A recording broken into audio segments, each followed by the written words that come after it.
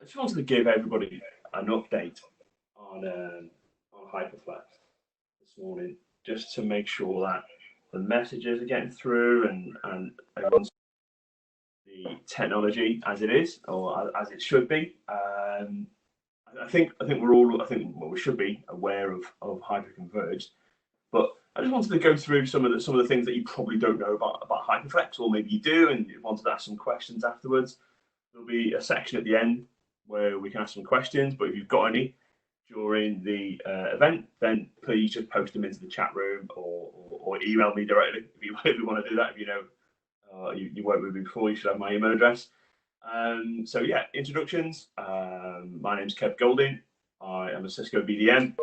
I've probably worked with most of the people or most of the customers that are on this event today.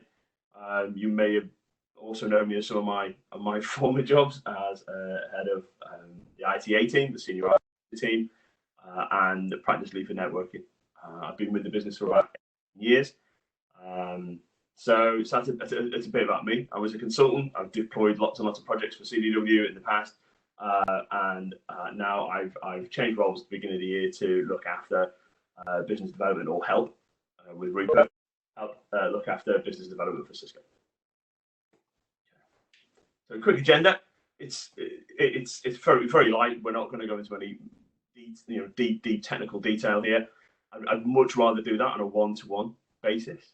I'd much rather come and sit with you, or rather do a WebEx with you at the moment and talk through any deeply technical questions you've got, and maybe do some whiteboarding on WebEx or do something like that. I'll maybe just do a more specific demo to any questions or requirements that you've got. Introductions. We've done CDW. We're going to go run through some bits about the solutions team, very brief, about why we think why we think that CDW can help, and how we go about providing that help, and what resources you as customers have got at your disposal by speaking to your account managers or emailing me or any of the people that we see in the slide deck. So look at that, look at the introductions, look at what the problems we're trying to solve. We all know what those problems are, I think. Introduction to Flex architecture, just in case you don't know it. I'm trying to assume that maybe you do know something about UCS, or maybe you don't. Maybe a little bit about HCI. You might learn something new from that. I don't know. Have a quick look at the advantages that Hyperflex gives us over and above some of the other architectures, 3-tier, maybe other hyperconverged infrastructure technologies out there. Do a quick demo of Hyperflex. One thing I do find a struggle is demoing hyperconverged, because the whole point of it is to be simple. There's therefore not a lot to demo. So we'll go through that, and I'll just take you through some of the GUI, some of how we interact with it, some of the things we do day in, day out, and then maybe look at some of the less day in, day out things as well. So that's fine. And then just do a quick introduction to Intersight. I find Intersight, you may or may not have heard of it. It had a random code name called Starship, which you've probably never heard of that either.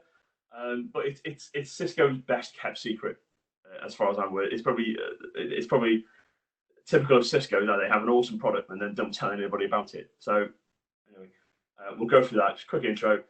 Look at the licensing model. Now, I know I don't normally talk about costs. Being a BDM, I try to come from a technical angle and a requirements capture thing. But I just want to point out some things. If you're an existing UCS client, whether that's Blade or just C class, and maybe just a small, UCS mini somewhere, there's a surprise in it for you. So it's probably worth sticking with me just through the licensing model. I promise not to bore the living daylight out of anybody, or maybe will, but we'll go through it anyway, and then we'll do a demo of Intersight. I think we'll focus more on the demo of Intersight. It speaks for itself as far as I'm concerned. So we'll probably do that. We should be no more than about 50 minutes, maybe a bit over, and then after that we've got some Q&A. Let's go on. Okay. So what we do. So you may or may not have worked with CDW before, so I'm just going to build this out. So effectively, we're very large, value-added reseller, global company based in the US. with locations around the world. Lots of them. I can't remember how many we've got now. They keep popping up. But all in all the areas and all the sectors that you'd want us to be working in, we are in globally. And we're on the FTSE 500, I think, or 250 now, I think, maybe, FTSE 500. And there was a thing on LinkedIn the other day, which was quite scary when you look at some of the people who are ahead of us or just behind us. But I represent the part of the business that would look after technology outcomes. We've got fulfillment, we've got business outcomes people. I represent technology outcomes. Why would you want to do this? Or why would you want to use this particular technology to do something? We do, all types of things around that sort of subject. People like get it. We've got a solutions architecture team that maybe your account manager let you know about. Maybe they don't know everybody that's in this team. So maybe I'll just take you through it. There's about 50 solution architects, around about somewhere between 45 and 50 at any given time. All employed by CDW. We are subject matter experts in certain areas. My old team, the ITA team, have a more broader scope, but they are SMEs in one or maybe more subjects. We have solution architects for cloud, for lots of Azure work going on.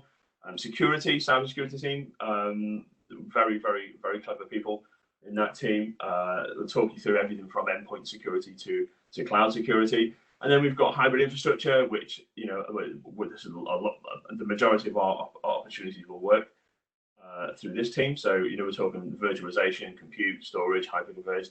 I'd say typically, historically, it's been on-prem stuff, but actually moving more now to where those three teams, the HI, cloud, and workspace, are starting to work a bit more closely. And of course, the cybersecurity team.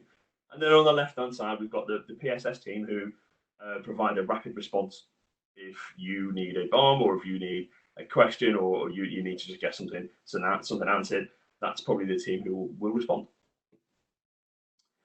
And what we deliver, I'm not going to dwell too much on this, but there will be a recording of this presentation. So you can have a quick look at this, or you can speak to your account manager, and I can talk through these, or any of the solution architecture team can talk about this slide here. But it gives you a flavour of the rich services in terms of professional services and ongoing care and the technologies that we look after. Just gives you an idea of how we come about it. But just to recap on that, there are about 45 to 50 solution architects. We are an overlay to the sales team. We aren't chargeable, really, unless we're doing a chargeable engagement. Maybe that's something we do get involved in nowadays. But I think it's worthwhile if you've got a project coming up, or you've got a project on, or you just want some advice, or you need some guidance around the industry. Then just give your account manager a call. Say, can you get one of the SAs, or solution architects, to come and talk to us about a thing that we've got going on, and we will come and talk to you about that. Well, actually, at the moment we'll do a WebEx with you, but soon we'll be able to come and talk to you about that. So swiftly moving on. Skip this slide. I've talked about enough about that. I want to talk about the modern workplace challenges or workload challenges. As well, we've got disparate platforms. We've got platforms that they may be in 2 data centers. They may be in 2 data centers plus some server rooms. They may be in lots of locations globally. I think we're talking more and more now to people who've got little bits of workloads and quite a lot of workloads in lots of places. 140, 150 countries, or we're seeing lots of things like that. Now we're trying to get more and more information out of the things that we do, because that's where people are trying to monetize now. Monetizing data, and to do that, we need to do some compute and some compute either in the cloud or maybe depending on latency, it may have to be even closer to the workload, or the device or the thing or whatever it is we're trying to do. But what we're seeing now is disparate workloads closest to the edge, and we need to be able to manage these things consistently, because we need to make it more simple to be able to manage all of these workloads in all of their places in a similar fashion. And just a nod to our maybe competitors to Hyperflex. I'm not mentioning any names, but what we see with other hyper-converged infrastructures, maybe that what we end up with is stranded storage. And stranded storage is when we've got a converged node, which we'll talk about in a minute, when we've got storage built up into these nodes, and we have to have 10 nodes for the compute and the memory, but actually we don't need all of that storage. So what we end up with is a massive pool of storage that we didn't need. So that's another challenge that we see Hyperflex can help us in, and I'll explain a bit about that in a bit more. And hardware and software disaggregation. Now, this disaggregation is quite a big word, but really what we're trying to say there is what we've got is historically we've got things like FlexPod, things like FlashStack, things like whatever that we may or may not have a tool that manages the hardware and the software. We may have a tool that says it does, but actually it doesn't. It does 80% of it. When we're doing a deployment, it does a few things, and then you've got to go and do a few things, and then it'll carry on. So that's what we're talking about there. So we've got a lot of platforms and lots of places where the hardware and software is disconnected or disaggregated. A multi-workload, multi-state. This is a common one, isn't it? So we've got some virtual machines. We've got some containers now. We've still got operating systems installed on blades. We've still got some physical servers. We've got devices. We've got storage appliances. But where Hyperflex can help us in this, or rather UCS can help us, is it can bring all of these workloads together into one environment, and we'll see some of that in a minute. Actually, when we do the demo, we'll see how we manage an environment that's got lots of different things in lots of different places. And again, lots of these environments are now remote, or it's very difficult to get to things at the moment. I think you've got to have quite a strongly worded letter to get yourself into a data center nowadays, anyway. Let alone with any pandemics that are currently going on. So really, what we want to be able to do is manage all of these environments and manage the solutions to all of these things that we talk about in a very simple fashion. And we want to manage it remotely as much as we can. Obviously, we can't plug cables in, but we can do the management of things. So all of the above equals it's a lot of complex. It's a balancing act of how we run our workloads, how we run our platforms, how we do these things. So it can become complex, and we may have a thing that is good for this or a thing that is good for that, and then we end up with lots and lots of things, and we have to balance all those things out. So it can be quite complex, and we appreciate that. So for those who may or may not be aware of Hyperflex and UCS in general, I'm just going to give you a quick, very, very brief 2 minutes rundown on what the architecture looks like and why we have these things and why they're here. So first off, we all start with a couple of things called the fabric interconnects. The switches, at the end of the day, that's what they do. They are a cut down nexus or a limited nexus switch. They provide low latency, very fast forwarding, very, very high port speeds, as you can see there.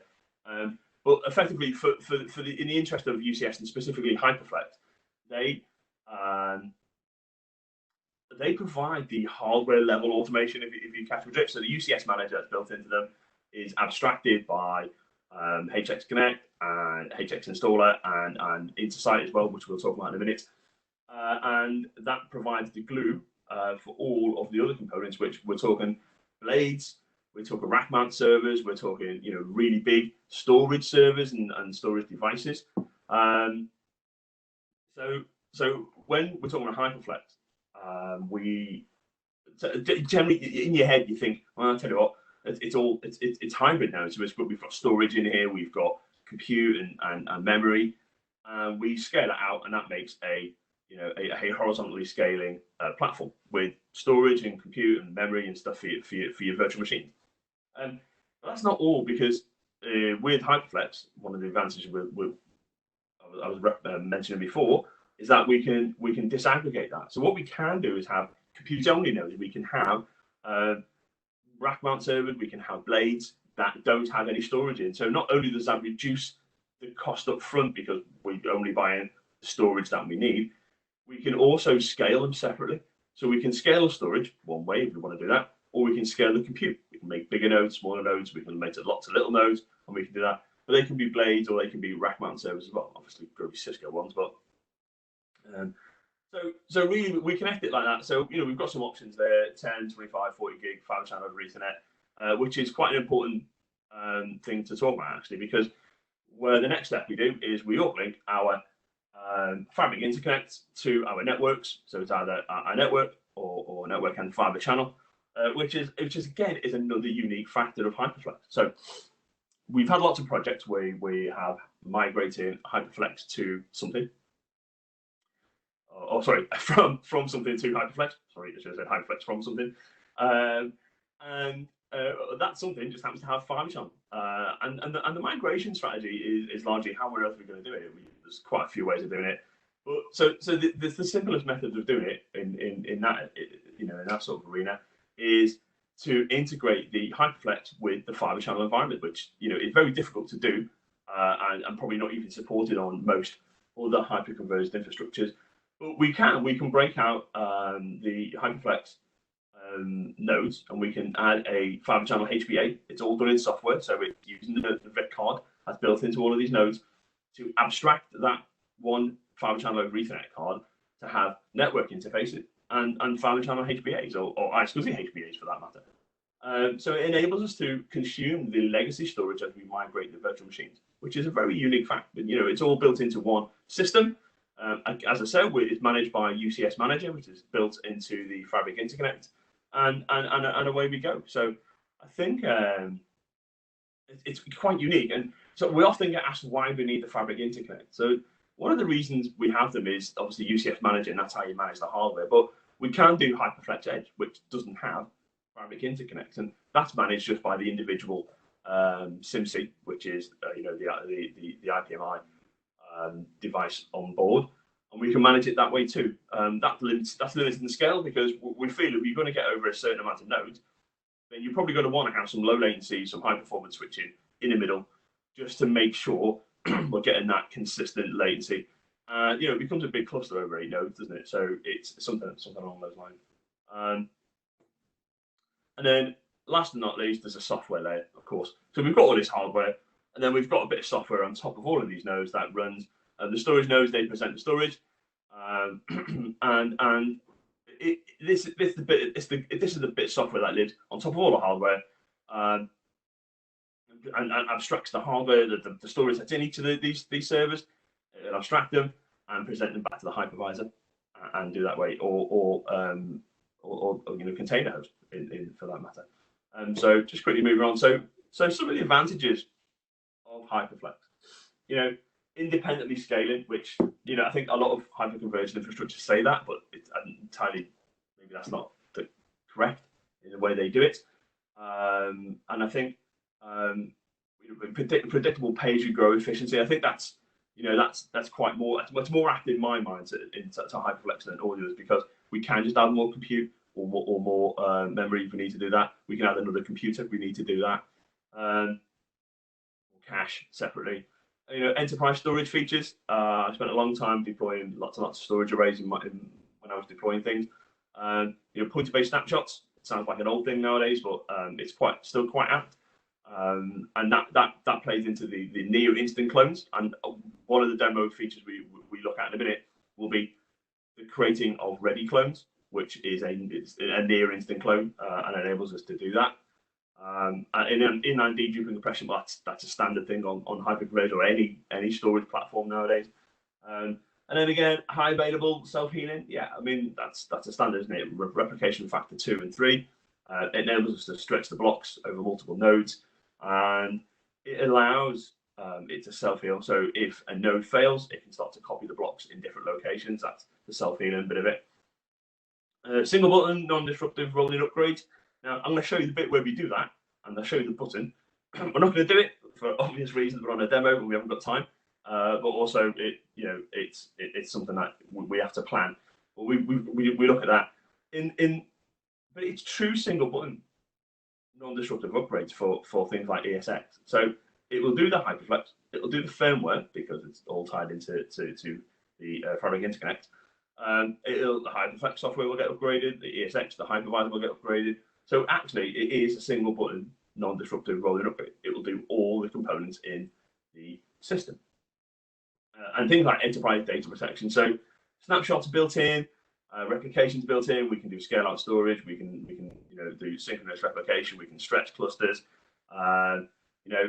We can using things like Cohesity, actually integrating with Cohesity and some of the data protection software, we can get a rich data protection platform into the system.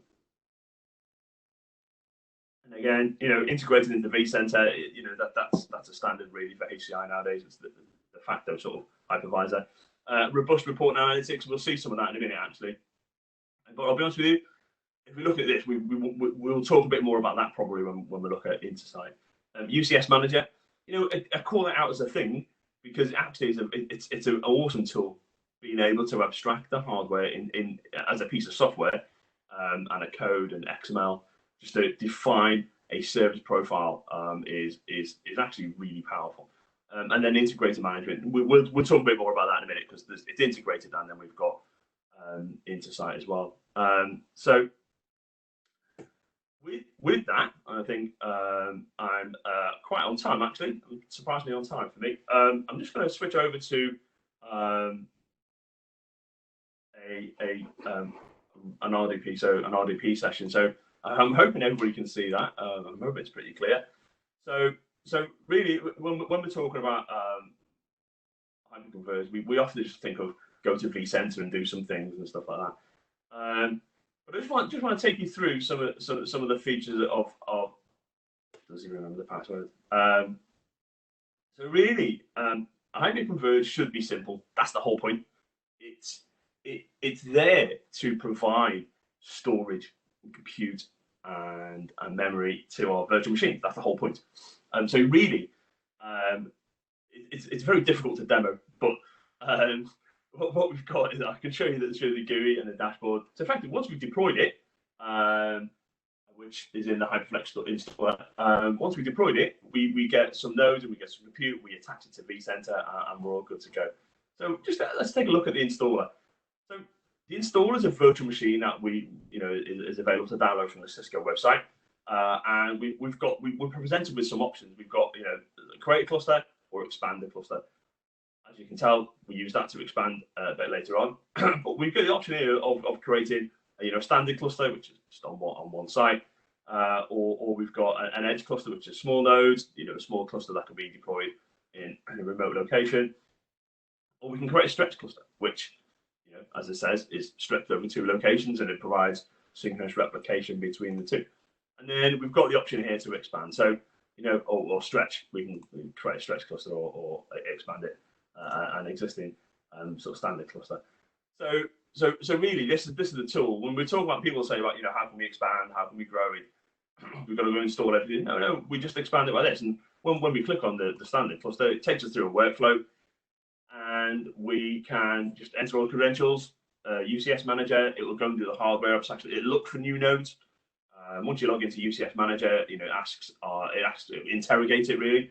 Are there any new nodes available? Yes. It will go and find them, and it will deploy them onto those nodes. It can be that ask you some questions, but it's a workflow end to end. And what we can do is add in a JSON file into here, and that will provide the configuration. So what we can do is provide a configuration file for it to go and do these things. So all of these credentials, we can provide them in a file if we need to do that. So once we've done the installer, I'm not going to go through it now. That again takes a little while. We get to HX Connect. And Hyperflex Connect is a piece of software that lives on all of the Hyperflex cluster virtual machines. We can connect to it to look at the status of the cluster, and we can do things like get into the CLI, look at the virtual machines, create data stores, delete them, and things like that. So really, the day-to-day operations, you shouldn't be in this day-to-day. This is not a day-to-day thing. This is something that you look at every now and again, because what we should be getting, if there's a problem, we should be getting an automatic alert. We should be getting things like Intersight raising cases with TAC automatically, and we'll talk a bit about that in a minute. But really, every now and again, you pop on, have a quick look, check the status of it, and make sure everything's okay. Have a quick look around. We've got capacity and yada yada. It's all here. All the things that you would expect to see from a dashboard for a hyperconverged platform, or to be fair, a full enterprise storage array. I think I've worked with enough storage arrays to know that you don't always get this information. you can see we're not exactly maxing the thing out, but it's standard sort of demo kit, isn't it? As we sit in the lab and doesn't do anything. I've got a video, and if we've got time, I'll show you all a bit later on. Over the weekend, obviously the weather's a bit warm in London. It actually killed one of our air conditioning units, and we were asked to shut the cluster down. So over the weekend, I think it was Friday, maybe even Friday actually, we did a very dirty power off of the kit, and I powered it on yesterday remotely. And we'll take you through how I did that. And if we've got time, I've got a video, not massively interesting, but I'll skip to the good bit, where it shows the cluster coming back online. It takes about 8 minutes from all the nodes being powered off. They all came back on, and then we start to see updates and virtual machines starting to power themselves on. But look, some of the things we've got in the GUI here, I'll take a look at the performance. We can set a time sort of window that we want to have a quick look at. We can set the window here, and we can get information back up all the way back up to 6 months. This week, that could be this week. So we'll see gaps when it's been offline. Well, it was offline, start getting updates. And then again, things like replication, we compare it with another cluster, replicate some data and some virtual machines. But the real sort of information that you want to have a look at is just the nodes. I think I'm right. Yeah, actually, I thought so. There's a disk fail that's been like that for a little while. But it just this is the information you want. It's system information. Having a quick look at your nodes. Have a look at the status of them. They give you the different versions that we've got installed. See, it's even given us information about the ESX installed, the version of ESX. I didn't realize one of them was a different build actually. So it gives us that. So it's information about Hyperflex, information about ESXi and the hypervisor that's installed on them. Capacity, anything that's available. We can do those things, and then we can get a bit more. We can drill down into the nodes here. We get some information about the individual disks. So we can drill all the way down if we want to do that. And we'll see a bit more information about getting to the hardware level information in a second. So there's 4 nodes. Again, looking at the data stores, just anything you would expect to see from a hyperconverged platform. We can create it. We can see the ones that are there.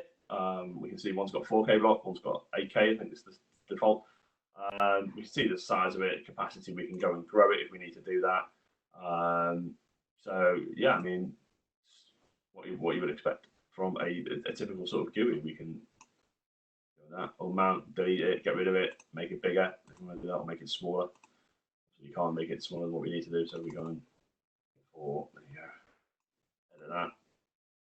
There you go. Make it bigger, and we're all good. So we made it bigger. How's that? And information on a per data store basis is there as well, which is pretty handy. Sometimes you want to know what's the busiest data store. We've got the information here. You can see the data store. The block size is 8K.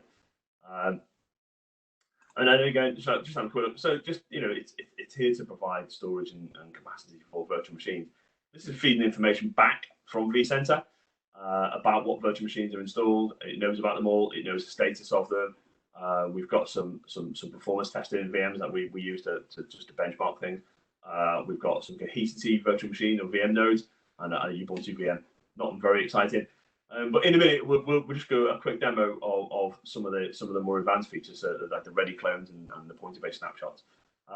And then we've got the final bit, which I'll be honest, this is probably the most deeply operational thing people will get involved in, is the upgrade. We said before, I think it did say single button, but I think it actually means this button here. We can upgrade the firmware. So UCS Manager, we provide the credentials for that. The HX Data Platform, it'll upgrade that as well. And then we can upgrade ESXi at the same time. So we can upload the software and do that. And obviously it needs the vSphere credentials to do that. Once we've provided those details and provided the versions, we can click on the single button and we can do the upgrade, and it'll go away and upgrade all 3 components of all 3 levels of this multi-tier architecture. Great. Okay, so and then obviously we've got CLI. We can go and do some CLI commands if we want to do that. If we want to get to the lower level, I think typically most people would rather get to the CLI to do fault finding than anywhere else. So just a quick demo of one of the features. So the ready clone feature now is something that nobody ever shouts about, and I don't know why. I seem to, maybe I'm a bit more excited than probably what I should be. But I want to just I'm just going to get a virtual machine. Now the ready clone feature is really interesting because we can just set it to get one virtual machine and clone it if we can. So we think of VDIs, we want to make lots and lots of clones of these machines, or if you've got a test and dev environment, you want to make clones. Now you're probably never going to make this many clones, but just because I can, I'm going to create 165 because I can. Right? We can do up to 255, I believe, in a single go, or of a single virtual machine. I'm just going to put a quick prefix here so I can easily find them in a minute and delete them. And I'll click the power on. So effectively what we've got here is a single virtual machine, which is this one here. We're going to create 165 clones. We're not going to customize it or do anything with resource pools because that takes a little bit of time. And we're going to clone it, starting at number 1 and increment it by 1. All right. So it's going to create all of these virtual machines. We're just going to click on OK. So what you'll see, hopefully, is Hyperflex and vCenter working together to go and create clones of this what was it? It's a Windows 10 virtual machine. So it'll create the clones first. So you can see it's going away there, creating however many of them. It starts to power them all on, and just to show you that it's actually doing something. If I open a console, we should see Windows booting up, or maybe not. Might be a bit slow. I might have been a bit slow there. We can see Windows booting up. So we've got 165 of those virtual machines created. Now we go back to HX Connect. We'll probably go into virtual machines. It may take a little while to pop up. We can see we've got 102 powered on virtual machines, 30 powered on, and we can see them here. We can see them getting back. We can see them go and do that. And if we wanted to, because let's just say we really want to do that, we can click on that. We can click on power off, and it'll go and turn off VM1. And we go and find one. Ready clone 1 is here. So that's just a brief, very brief overview of Hyperflex and some of the features that people don't tend to know about and maybe haven't been told. Well, just quick before I move on, actually, look at the performance tab. So we've just created 165 virtual machines from a single virtual machine, and we've just powered them all on. And yet we're not seeing an increase of latency that much. This is not often saying groundbreaking, it's probably the wrong word, but it's really important, really exciting. We can see we've cloned this virtual machine 165 times and we haven't touched the sides in a slight way. And you can see they're all powered on, except for the one we've just powered off. There you go, all done. We go back to HX Connect and we can go to virtual machines. We can see that now we have 173 powered on virtual machines. Okay. So I'll leave that there because some of the things I want to talk about we'll look at when we look at Intersight. But I'm just going to move back to the presentation. Right. Okay. So what is Intersight? So Intersight, as I said earlier, is Cisco's best kept secret as far as I'm concerned, because it's a SaaS based, or it can be on-prem as well, management tool that allows administrators and maybe not administrators, just operations teams to get a view on the entire estate. I've got UCS and other bits that are coming, and we'll talk about that in a sec. UCS, Hyperflex, virtual machines, so other bits and bobs as well, and we can get a view of that globally, whether it's a small cluster, whether it's a big cluster, whether it is in the middle of the desert, and as long as we've got internet connection, we're all right. So we can monitor all these from a single place. So it could be a phone, which I'm going to try and show you in a minute if I can get my phone back on the WebEx. And we can see this from a holistic view. We get things like unified management. We get like unified operations. We can see alarms from across the globe for all of our UCS servers and blades, and chassis and power supplies, everything. We get all alerts for those things, but it's global. It's completely global. It lives on Cisco's cloud, wherever that is. Okay, so I just want to take you through a couple of things. So, right, HyperFlex Connect has got a built-in connector. So we go to HyperFlex Connect. We tell it we want it to be managed, well, not so much be managed, but share management with Intersight. Now, it's not a one-all. It's not, you know, I'm going to make a choice. It's you can do from either. So you can do from one, or you can do from the other, which is sometimes a good thing, sometimes a bad thing, I guess. Unified management, single pane of glass panel for all of our hardware and software, and virtual machines and some other bits. Programmability, yeah, there's a very rich API for it. When you see some of the things that you can do in it, and then you think there's an API for it that you can consume. I've got some demos if somebody wants to get maybe do a follow-up session on using the API with Postman. I'm more than happy to do that. And then yeah, it's a SaaS. You know, we've got SaaS, but it is SaaS based. I think that's the best way to do it. But there are instances where we can deploy some virtual machines on premise or premises to get rid of the SaaS portal in case, you know, people don't want that. But I think SaaS is quite a good way to do it.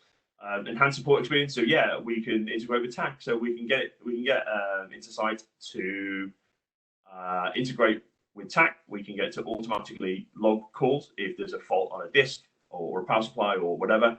It will automatically log a TAC. You'll get an email saying, "Hey, we've got a TAC case raised," and it'll be from that. No impact transition. Yeah, so there's no need to do any massive install. There's no need to do any deployment. But if you're using the SaaS model, then really what we have to do is enter two details, which is a claim number and a serial number. I think is a confirmation number. And what we should be able to do from any UCS manager version, I think it's 3.2 and above, you should be able to just point that at the Intersight website, or rather just say claim it, and then go and do that in the Intersight portal. Now, a bit of a call to action a bit later on, but I'm more than happy to come and help you with that. It won't cost you anything. I'm more than happy to get on a WebEx with you. If you're an existing UCS customer, we can come and talk about that as well. And then embedded recommendations. So you get insights around. So when TAC obviously handle lots and lots of calls every day, they feed into a recommendation platform that says, "Oh, if you've got this version, you may have a problem here." You know, there's lots of things like that. So that will give you more information about that. Whether you should recommend an upgrade, whether you've got a firmware, whether you've got a firmware or a piece of software that's not on the hardware compatibility list, or the version you've just upgraded to needs a different version of firmware because it's recommended. It'll give you that information in Intersight as well. Now, the best bit about Intersight is this, and this is the surprise. So if you're an existing UCS customer, okay, if you have a look on the left-hand side, we can see the free of charge. The base edition from Cisco is free of charge. Now, most people think free of charge stuff is worthless because we haven't paid for it. But actually, it's really, really good because it's SaaS only. Obviously, we can only use it as you can only use the base version with the SaaS port, which is great. But it's free of charge for UCS and HyperFlex systems. You get limited, I guess, global monitoring of health, but still, it's global monitoring of health. So you get all the stat, you get all the status, you get all the inventory, you get all the current what's going on with the platform. You just don't get to interact with it, but you get to see it from a global perspective. So you can, wherever it is in the globe, you can come and see it. Dashboards, you can use your customizable dashboard, tagging, basic search, all of those things that are on here. And obviously you can get this from us or in the PDF a bit later on. But then the most important thing really for me is the connected TAC and role-based access. It's free of charge. So my call to action really a bit later on is about coming to talk to you all a bit more about this and a bit more specifically about how it would benefit each of you customers. But I'm more than happy to come and sit with you for an hour or two, or WebEx with you for an hour or two, and help you set up your Intersight portal with any existing UCS, C-class, or Fabric interconnects, or if you've got HyperFlex already, come and help you do that. But then we've got just the essentials, the advantage, and the premier. We can see a lot of people just go for the essentials or advantage. But if you're looking at creating a new software-defined data center, having the ability to automate the hardware from the same platform is quite powerful as well. But typical people go for the essentials bundle or the advantage. Now, just some interesting things here. So when we look at Intersight in a minute, we'll talk about a few things.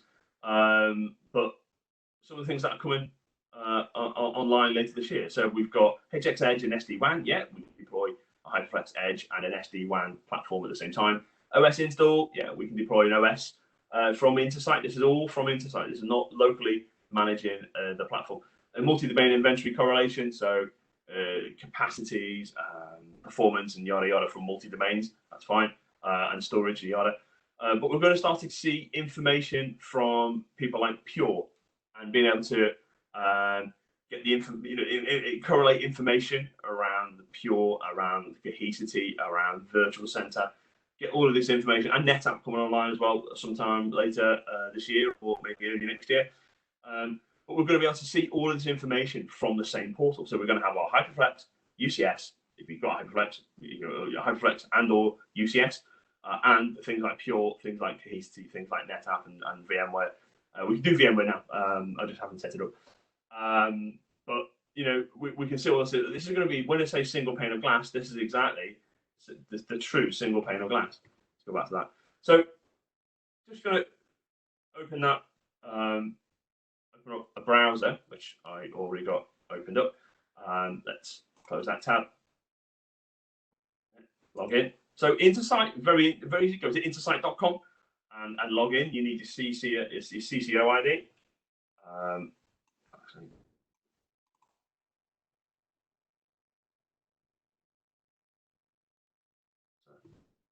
don't dwell on this too much. So an old log on that we never managed to get rid of.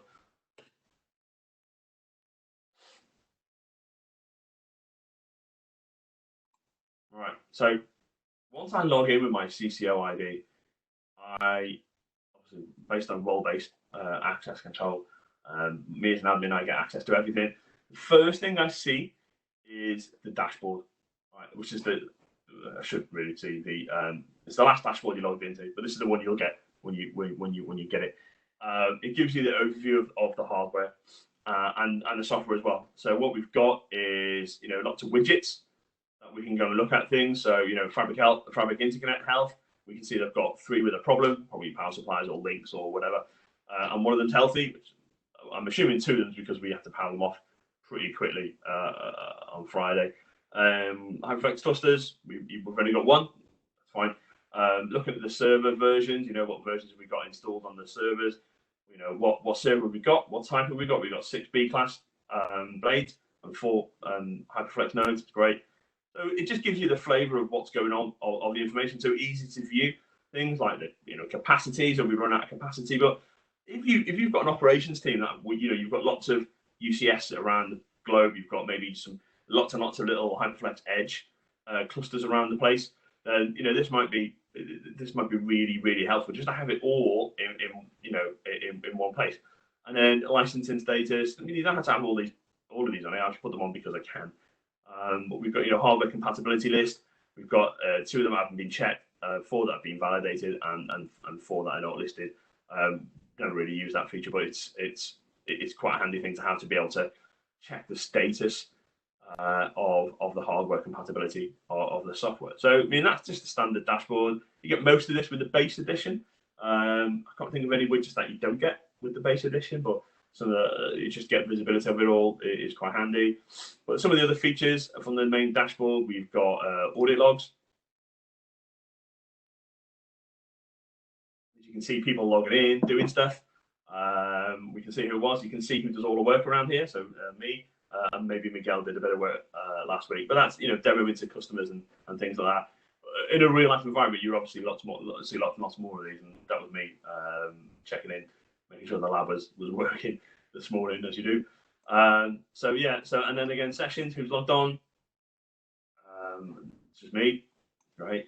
Licensing, yada, and all information about that. So we've got that. Just out of interest, just to point out, you do not have to have every single blade and server at the same level. You can have, as we've got here, some at base, some at Advantage. Even though I think we've got 10 licenses for Advantage for the demo lab. But it's sometimes people that say, well, we don't have to license the entire environment. Well, you don't need to. What you maybe want to have is all of the critical stuff with Advantage, and maybe just use Essentials and Base. That's fine also. But you do not have to have every single server logged in with the same license and do that. Don't click on the deregister thing. So that's the dashboard. Again, just a quick one back. It's a custom one. Test dash. Everything's called test, isn't it? When you're testing stuff.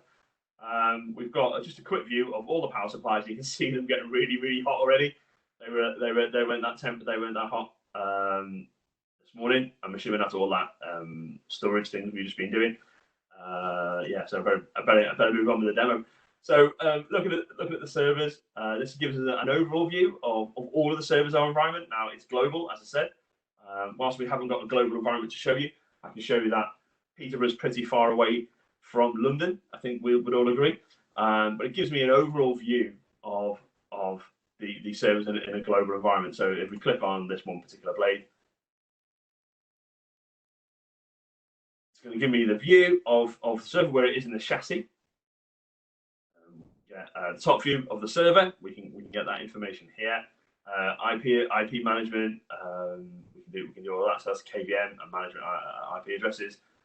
You get an inventory, just a list of the hardware that's in it and the memory, so you get that without having to go anywhere near the blade. You can obviously also get this through UCS Manager, but I'm showing you Intersight, so I'm just showing you can do it without going anywhere near UCS Manager. So incidentally, the shutdowns and the startups I did for the HyperFlex cluster over the weekend and last week were all done through this portal. I didn't have to log on, didn't have to connect the VPN or anything like that. I just went to the portal website and logged in there, started it up, shut them down, the other way around, and it was all good. So so get an idea of the server inventory is from one place. It's good if you've got a lot of blades. It's quite handy to have it all in one place. And then at the top, you've got a very brief summary of what's going on here with the you've got that hardware compatibility list, the models, any contracts expired. Obviously, our blades aren't covered, but you can get that. It's quite handy because if you've got lots and lots and lots of servers to manage, just that in itself could be quite a powerful thing. And it's good to know that you can go and have a look at what's covered and what's not. Just moving on a little bit. We've got things like chassis. We get an idea of what's going on with the chassis. So we get a warning to say that one of the power supplies is missing. Okay, we know that because we got unplugged the other week. That's absolutely fine. It gives us the chassis and it gives us the UCS domain that it's connected to. And if we click on this, it'll take us straight through to the Fabric Interconnect domain. I'm going to skip the Hyperflex clusters for a sec. So Fabric Interconnects are the bit of the intelligence really for the hardware. But I just want to click on it. So we've got our view. We can go in and get more details about a Fabric Interconnect, and we can get just what servers are connected to it. We get the serial numbers, we get the management addresses, and a bit more information about it all here. But I'll quickly load this up. My internet connection is a bit slow, so open that. So if we click on the ellipsis, we can see we can open a tap case, we can launch CLI, or we can launch the UCS Manager, which is the GUI for UCS, which is what we talked about earlier.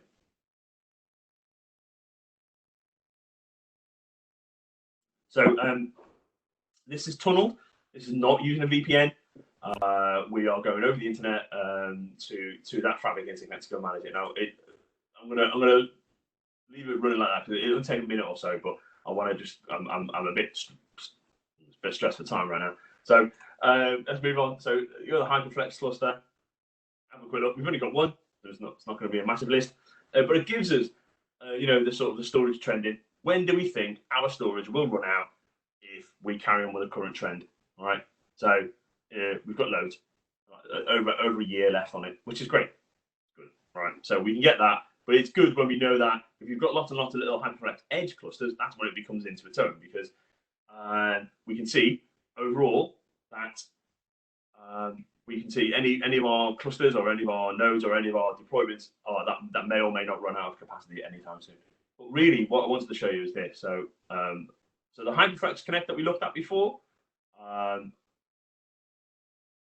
which was the on-prem, which is we went directly to the cluster. We saw that, but this is exactly the same view. Look, we can go and do that. We can see that this is all good over the internet. This is not using a VPN. Again, this is tunneling over the internet. Look out, we've got 175 virtual machines, 172 powered on. If I want to go and do something like this, I can do that. So I'm going to power off 2, 3, and 4.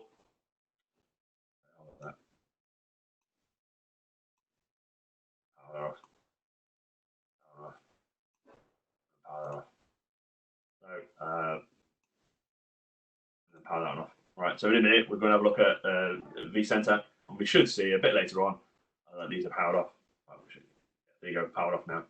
We've done that. I haven't been anywhere near vCenter. I haven't been anywhere near the local install of HyperFlex Connect. It's quite powerful, yeah. Just going to quick, again, a bit more about the information, about the nodes. Again, same information that we got earlier. So we've got disk fail. So it's quite a powerful feature. So quickly moving on to UCS Manager. Now, again, to reiterate, this is going over the internet. We're not going locally. I can go into all my servers, and I can just go into the nodes. I can do that. And if I wanted to, I could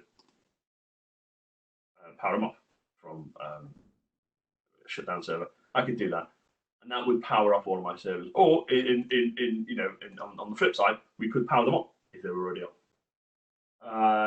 And I think really for the time being, I think I'll leave it there for that. I think I don't think there's anything really else that I want to show you in Intersight for the time being. More than happy to do a more detailed and probably slower demonstration of all of those things and all the features.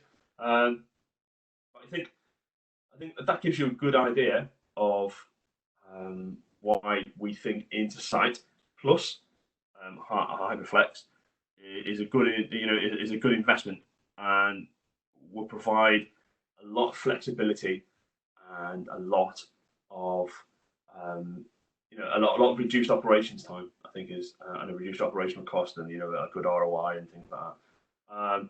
But I just want to move on, because I know I'm about 4 minutes over where I wanted to be. But I'm more than happy to take any questions, or if anyone's put any in the chat, I haven't seen it. Or if you want to just arrange a talk to this, then I'm more than happy to do any of those things, and then we look at the call to action. So Hannah, have we got any questions? Yeah, we've got a couple. So the first one is, what makes HyperFlex different from Dell and Nutanix solutions? Well, I think just the level of hardware abstraction, and the level of automation that we do at the system level. So it's not just looking at the software, it's not just looking at the hardware, it's looking at the hardware and the software as one, and treating it as a system. Plus all the features of all the advantages you get with UCS, such as the fabric interconnects, the fiber channel breakout, the high performance, low latency switching that goes with it. And one of the things we do find with other hyperconverged platforms is the sheer amount of network ports that you have to provide, because we are scaling out, and therefore the ports are scaled out. We have one more question as well. Can HyperFlex scale to the size of my business, or is it just mid-sized solutions? I think it's pretty enterprise grade. We can do very big clusters now. I don't know how big your business is, but I'm more than happy to come and talk to you about the size. It will scale small and large. We've got lots of banks, lots of large legal entities running on this. Lots of big data centers running on this. But I'm more than happy to come and talk to you about the scaling and go through that way in terms of performance and advantages of management as well. Okay, they're the only questions? Yeah, that's all of them. If you could just like let me know who those questions are from, and I can follow up. That'd be really good. Yeah, will do. Okay, and then the call to action. I've said this a number of times. I'm more than happy to come and have or just do a more detailed, more tailored demonstration or a workshop to go through this in detail. I know 55 or 60 minutes isn't long enough for me to talk. And then offer to help the setup of the base edition of Intersight. More than happy to come and help you with that and get some servers and get some UCS domains connected to the Intersight. So thank you very much for joining, everybody.